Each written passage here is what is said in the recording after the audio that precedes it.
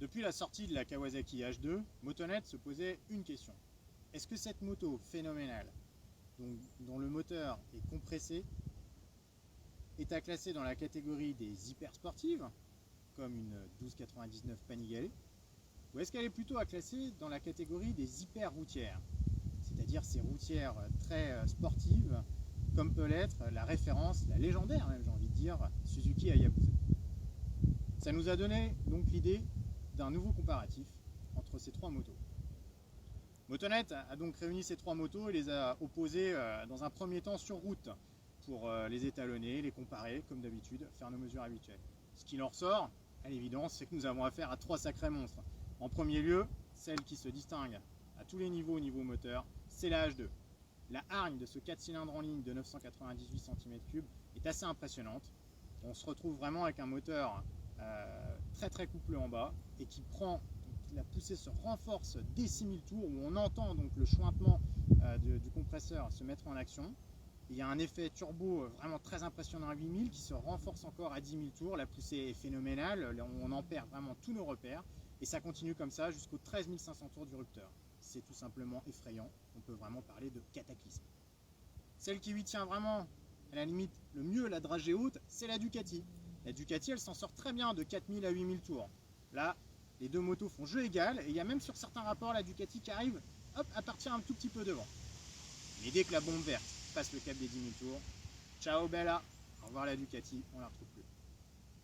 Quant à la Hayabusa, c'est un petit peu la surprise, presque mauvaise j'ai envie de dire, dans la mesure où c'est celle-ci la plus coupleuse des trois motos, avec 150 Nm contre 144,5 pour la Ducati et 133,5 pour la Kawasaki. On s'attendait donc à ce que la Suzuki soit la reine des relances, notamment à bas et mi-régime. En réalité, c'est pas tout à fait comme ça que ça se passe. La Kawasaki lui tient facilement en tête et part devant de 3 à 6 000 tours. Et il n'y a vraiment qu'à partir de 7 000 tours où les 197 chevaux là, de la Hayabusa s'expriment à plein et où elle parvient à stabiliser l'écart. Mais encore une fois, quand la bombe verte passe en post-combustion, on ne la revoit plus. Et même le faucon est obligé de s'incliner. Au niveau des parties cycles, c'est là où on attendait quand même une petite différence. C'est là où on se posait le plus de questions à Motonet parce que cette Kawasaki H2, elle est quand même assez lourde. Elle fait 238 kg en ordre de marche. Pour une hypersport, c'est assez lourd. En comparaison, la Ducati Panigale 1299S fait 190 kg. Vous imaginez l'écart de poids, c'est assez énorme. Donc on se disait, bon, dans les petits coins, dans les courbes, etc., comment ça va se passer? Il s'avère en réalité que Kawasaki a très bien réussi l'exercice. On a un châssis donc treillis qui est assez original chez Kawasaki, qui est plus habitué au périmétrique. On a un châssis treillis donc qui est très rigide. On a une moto qui est très bien équilibrée, qui s'inscrit très bien en courbe, qui bien sûr a un petit peu d'embonpoint, donc qui demande un petit peu à forcer, mais qui se révèle finalement assez agile, compte tenu donc de son gabarit assez long et compte tenu encore une fois de son poids. Les étriers radio Brembo M50 sont irréprochables, l'ABS est excellent et on apprécie beaucoup la présence de l'anti-wheeling et de l'anti-patinage qui permet de réguler un petit peu les envolées de ce moteur qui est vraiment phénoménal. Au niveau de la Ducati Panigale dans cette version S, elle a des suspensions dites semi-actives, c'est-à-dire qui s'adaptent en continu donc aux irrégularités, qui s'adaptent aussi aux phases de pilotage. On freine, hop, la fourche se comprime un petit peu, on accélère fort, l'amortisseur donc pareil se renforce un petit peu pour éviter les transferts de masse. À l'usage, c'est vraiment un régal, les Öhlins fonctionnent très bien, on a une très bonne cohésion avant-arrière, on a une moto qui est évidemment la plus vive des trois, la plus agile, la plus facile à placer, d'autant qu'elle a un grand guidon. C'est donc elle, la reine des virolos, c'est avec elle qu'on prend le plus de plaisir en conduite très dynamique, en mode arsouille.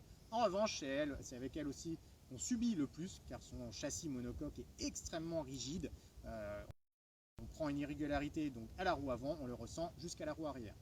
Quant à la Hayabusa, elle a un très bon équilibre presque routier. Donc on est vraiment sur ce que je disais tout à l'heure, sur une hyper routière, c'est-à-dire une moto donc très puissante avec des performances à couper le souffle. En revanche, là on a un équilibre de suspension, le compromis il est un petit peu plus orienté confort. Donc on a quelques mouvements qui finissent par apparaître lorsqu'on la brutalise un petit peu. On a aussi un freinage qui, malgré les très beaux étriers radio Brembo, manque un petit peu de consistance et de franchise à la prise de levier, et puis qui finit aussi par abdiquer quelque part en conduite très sportive face aux 262 kg de la machine.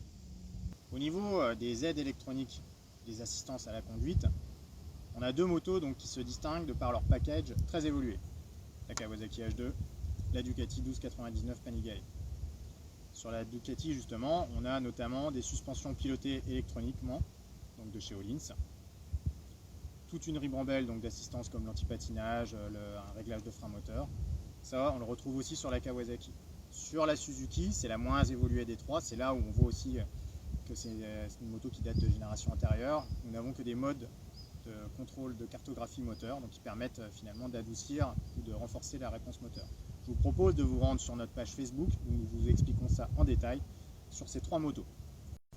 En termes de tarifs maintenant, la Ducati est, sans surprise, la plus onéreuse des trois, à 26 400 €. Il s'agit donc de la version S, je le précise, qui est environ 5 000 € plus chère que la version standard, car elle se part, donc, outre ses suspensions électroniques, de plusieurs pièces en carbone, comme le garde-boue avant, d'un éclairage full LED à l'avant. C'est très joli, en plus d'être très efficace de nuit, je l'ai testé, c'est redoutable d'efficacité. On a aussi un amortisseur Öhlins électronique. Voilà globalement ce qui la différencie de la version standard. Juste derrière à l'aspi, en termes de prix, parce qu'en termes de puissance, c'est quand même elle devant. Donc juste derrière à l'aspi, la Kawasaki qui s'affiche à 26 000 €. Donc en fait, c'est la moitié de la version H2R, donc de la version non homologuée route, celle avec laquelle Kenan Sofuoglu a récemment atteint 400 km/h lors d'un record exécuté sur un pont dans son pays natal en Turquie. Donc accessoirement, la H2R, elle développe 326 chevaux, comparé à ces 200 de la H2 tout court.